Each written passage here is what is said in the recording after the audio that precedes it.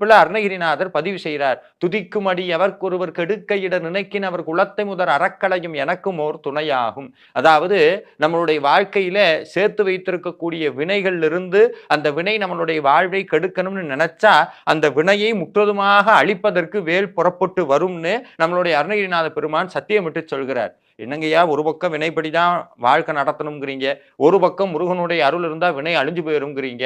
அப்ப இது எங்கேயோ ஏதோ ஒரு இம்பேலன்ஸா தெரியலையா? இப்போ முருகனை வழிபடாதவங்களுக்கும் வழிபடாதவங்களுக்கு வினை வரும், வழிபடுறவங்களுக்கு வினை வராதுன்னா இது ஏதோ ஒரு கட்சி தலைவர் மாதிரி இருக்கு, அவரை போற்றிக்கிட்டே இருந்தா நம்மளுக்கு வினை வராதுன்னா அப்படி கிடையவே கிடையாது. ஒரு உண்மையை புரிஞ்சுக்கணும்.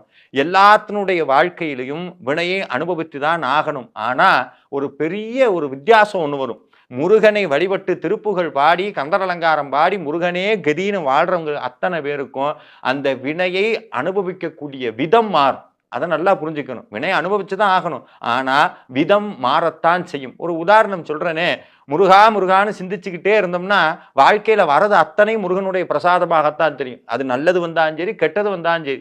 ஆதிசங்கரர் சொல்லுவார், வாழ்க்கையில ஒருத்தனுக்கு தொடர்ந்து இன்பம் வந்து கொண்டே இருந்தால் அது இறைவனுடைய பிரசாதம், துன்பம் வந்தால் மகா பிரசாதம்.